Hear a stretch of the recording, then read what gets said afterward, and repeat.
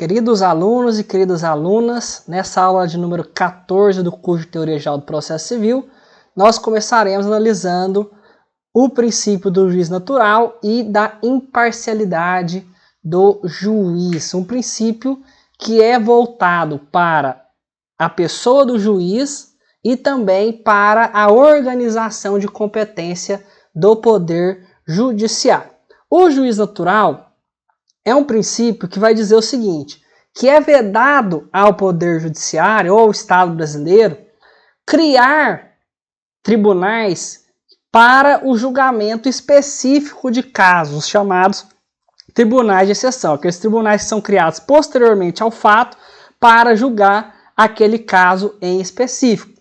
Como aconteceu, por exemplo, no julgamento de Nuremberg dos crimes contra a humanidade praticado pelos nazistas na Segunda Guerra Mundial.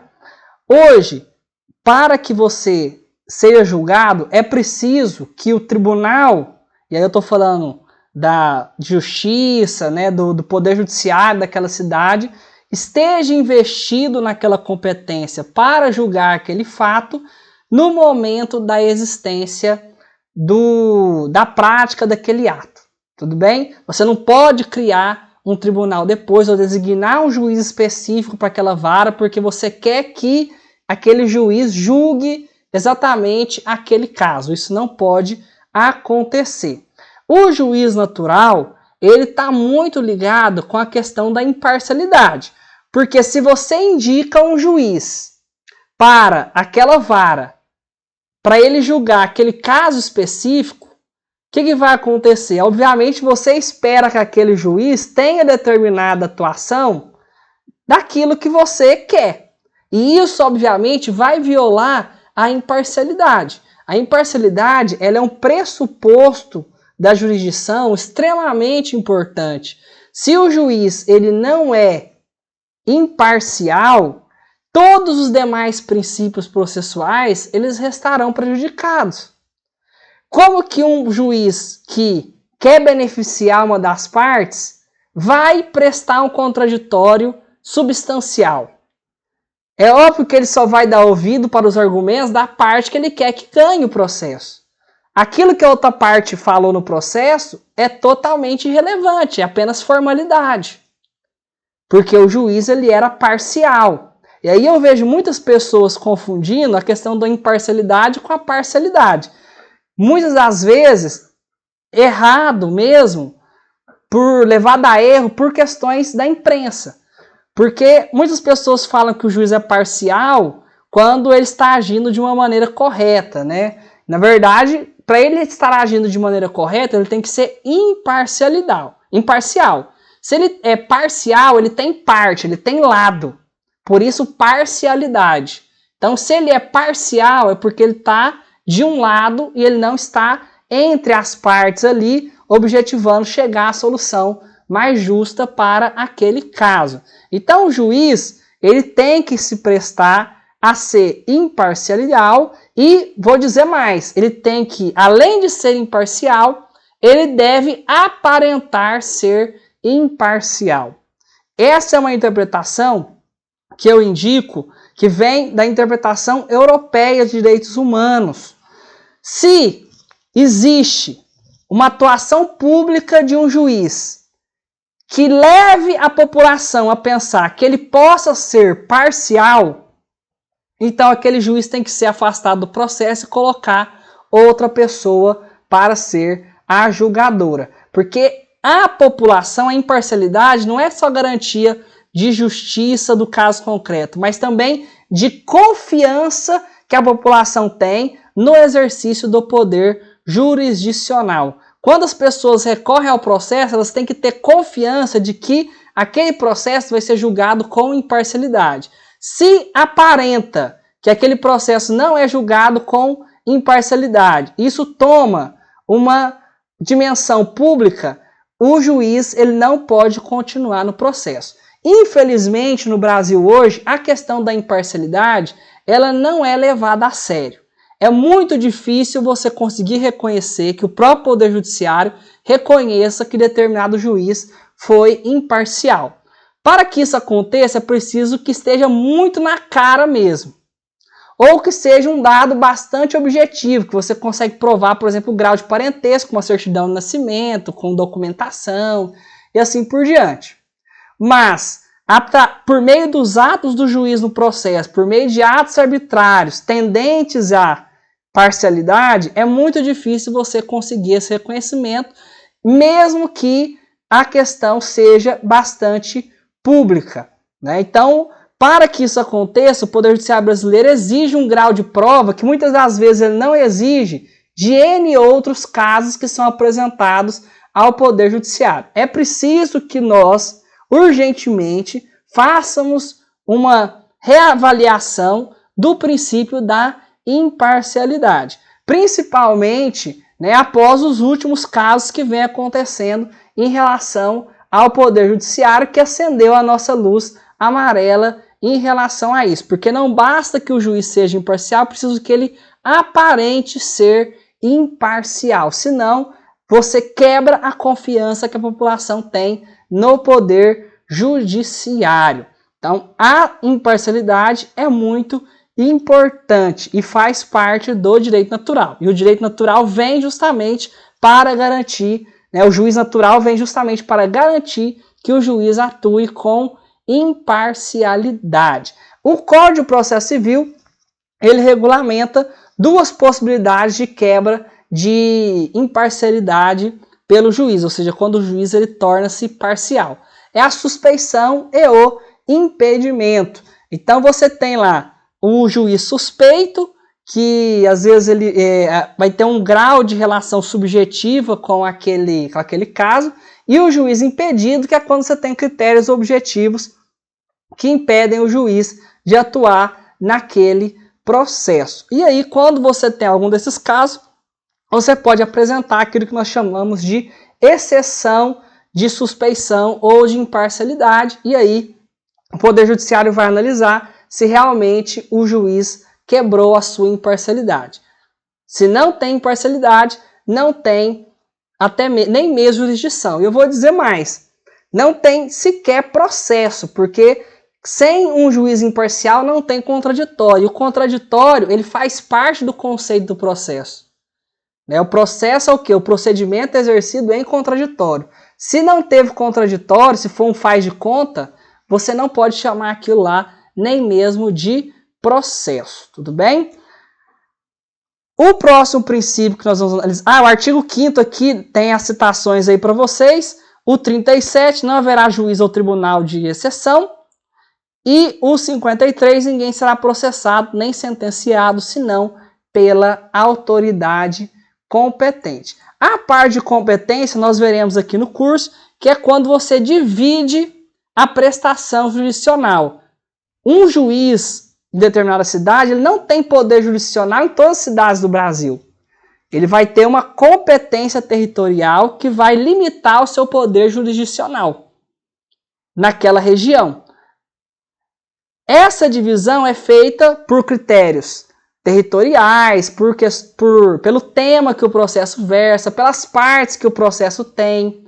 E nós aprenderemos posteriormente com as regras de competência que o Código de Processo Civil traz.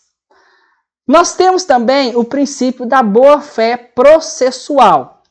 A boa-fé processual, ela deriva do devido processo legal e ela também deriva do princípio da colaboração, da ética que deve versar o processo. Como eu já falei para vocês, o processo não pode ser um coliseu em que os gladiadores estão ali lutando, né, dando sangue em relação à sua atuação. Você tem que ter uma ética, você tem que ter um padrão de comportamento que é um padrão de lealdade e de utilização dos meios legais na sua atuação. Quando a gente coloca a boa-fé processual, nós estamos querendo falar de dois tipos de boa-fé, que tem a boa-fé subjetiva e objetiva. Os dois são abarcados pelo processo. A boa-fé subjetiva é um estado de ânimo, de conhecimento que a pessoa tem daquilo que ela está praticando.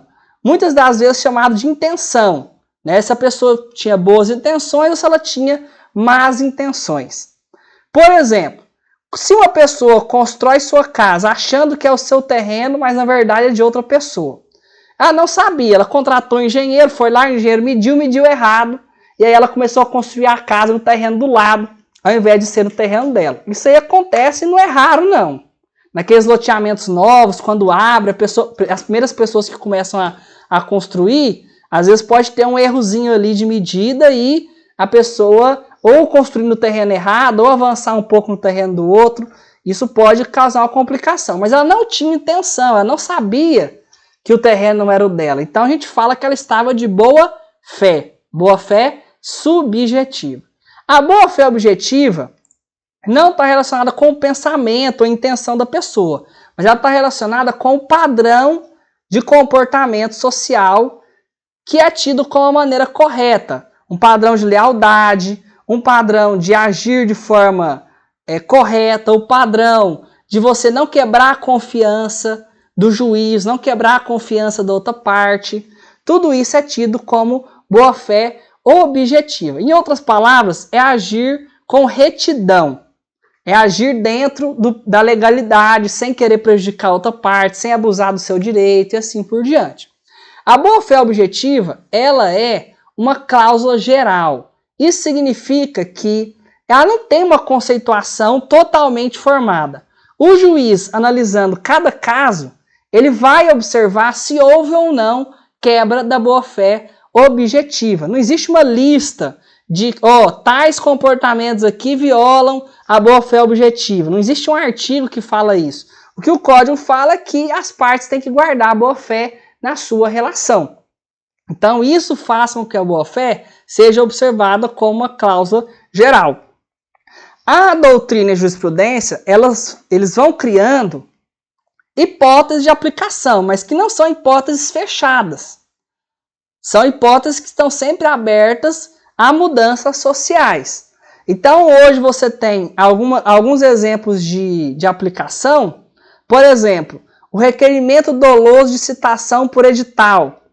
A citação por edital ela é em último caso, quando você realmente não sabe onde que a pessoa está. Aí você pede que o Poder Judiciário comunique o réu de que contra ele foi aberto um processo judicial, que é a citação, por meio da publicação de um edital nos jornais, para que, às vezes, a pessoa tomando conhecimento daquilo ali, ou um parente, ou um conhecido, possa informar aquela pessoa que tem um processo contra ela lá na justiça. Se a pessoa sabe onde que o réu está, e mesmo assim pede a citação por edital, ela está agindo de má-fé, ela está quebrando a boa-fé. Além das hipóteses de litigância de má-fé, que estão no artigo 80 do Código de Processo Civil, que eu até coloquei aqui para vocês. Considera-se litigante de má-fé aquele que 1. Deduzir pretensão ou defesa contra texto expresso de lei ou fato incontroverso. Aqui é uma forma de abuso do direito de defesa. Você tem ali um texto expresso de lei. Para você discordar do texto expresso de lei, você precisa trazer um argumento de inconstitucionalidade. Né? Você não pode simplesmente querer a não aplicação daquele texto. O que eu acho interessante é que se você faz isso, pode ser considerado má-fé. Mas se o juiz decide contra texto expresso de lei, né, muitas das vezes é até elogiado, né, num sentimento de fazer justiça e assim por diante. O que está totalmente errado é ativismo judicial, né, principalmente por conta daquilo que nós chamamos nas aulas anteriores de panprincipiologismo. A gente não pode decidir contra texto expresso de lei. Se o advogado não pode argumentar contra isso, o juiz principalmente pode decidir contra isso. Então fica aqui essa reflexão. 2. Alterar a verdade dos fatos de forma dolosa.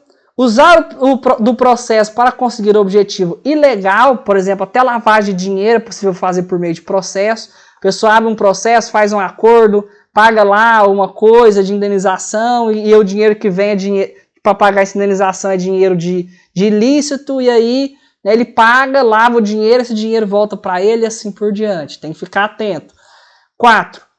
Opuser resistência injustificada ao andamento do processo, ou seja, aquela pessoa com a conduta, ela fica atrapalhando o processo, fica manifestando a todo momento, sem necessidade, pedindo isso, pedindo aquilo, pedindo coisa que o juiz já negou anteriormente.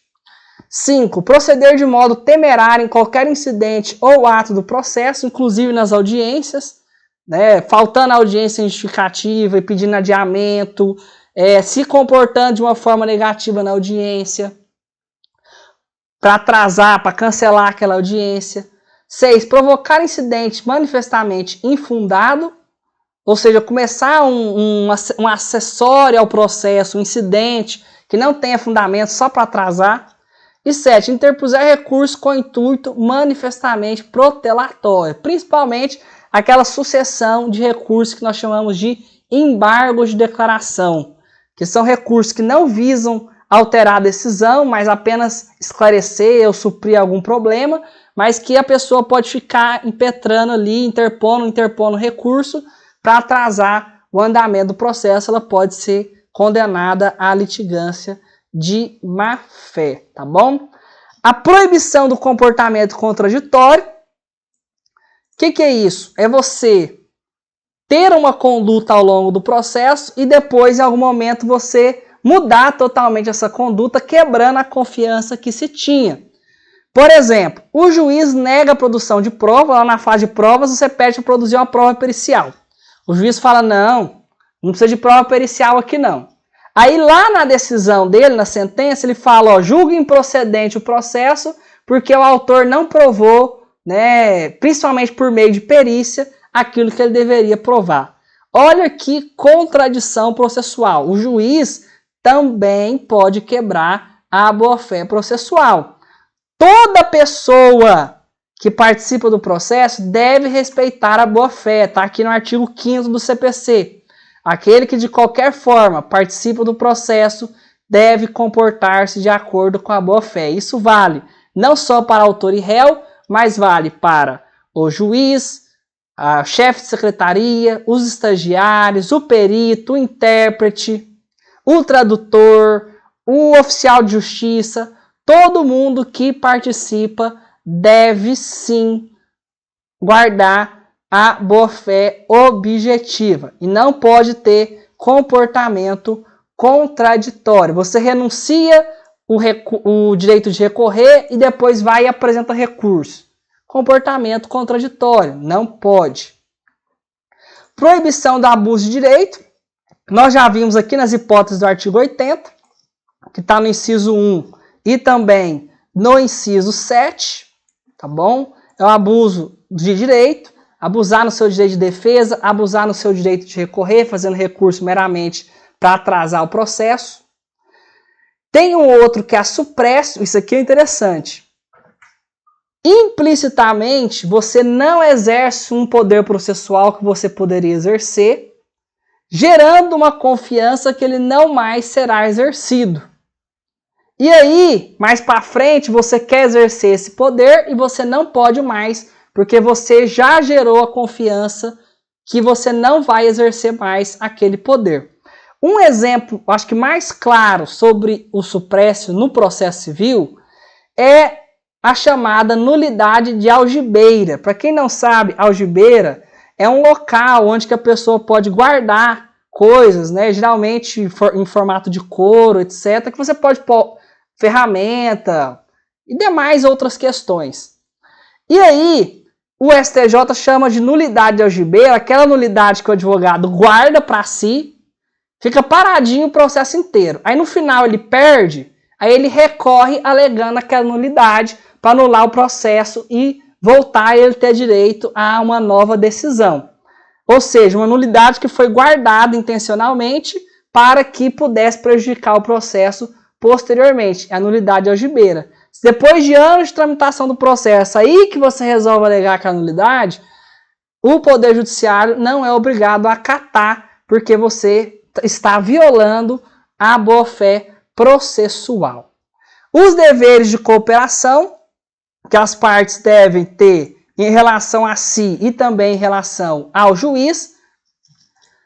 A parte de negociação processual, quando você vai fazer negócios dentro do processo, até mesmo um acordo para encerrar o processo, tem que guardar a boa-fé objetiva. Você não pode fazer um acordo pensando em enganar a pessoa, pensando em passar a perna na outra parte. Você tem que fazer ele, como eu disse, de uma forma que garanta concessões recíprocas e não apenas prejuízo. Isso faz parte da boa-fé processual também. E por fim nós temos a função hermenêutica, que é que quando você vai interpretar decisões judiciais, elas devem ser interpretadas de acordo com a boa-fé objetiva. Ou seja, se o juiz, por exemplo, ele comete um erro material, coloca uma data errada ou muda alguma coisinha ali, você sabe que foi um erro, você não pode interpretar aquela decisão visando prejudicar a outra parte com base num erro.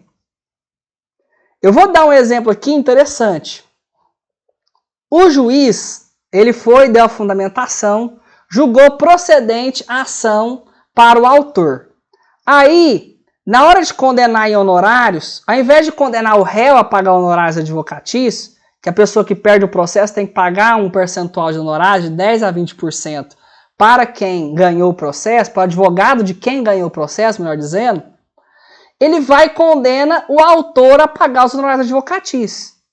Quando você vê aquela sentença, você já observa, pela boa-fé objetiva, isso é caso real que eu estou dando aqui, pela boa-fé objetiva, que o juiz errou.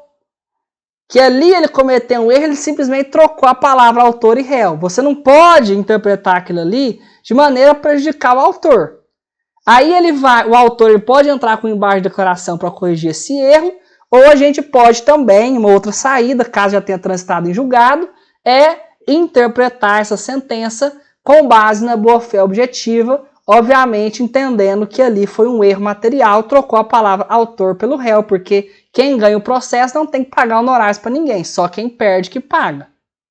Os dois podem pagar se ambos ganharam e venceram e perderam ao mesmo tempo, porque tinha mais de um pedido assim por diante. Mas nesse exemplo que eu dei aqui, que foi um exemplo real, não era o caso. O autor ganhou tudo e o réu tinha que pagar honorários para o advogado do autor e na sentença saiu errado. Tudo bem? Então, essa interpretação ela deve ser feita de maneira que respeite a boa-fé, sem querer beneficiar ou prejudicar uma parte em desacordo com aquilo que foi o caso concreto. Ok? Vamos ficar por aqui nessa aula. Até a próxima. Tchau, tchau.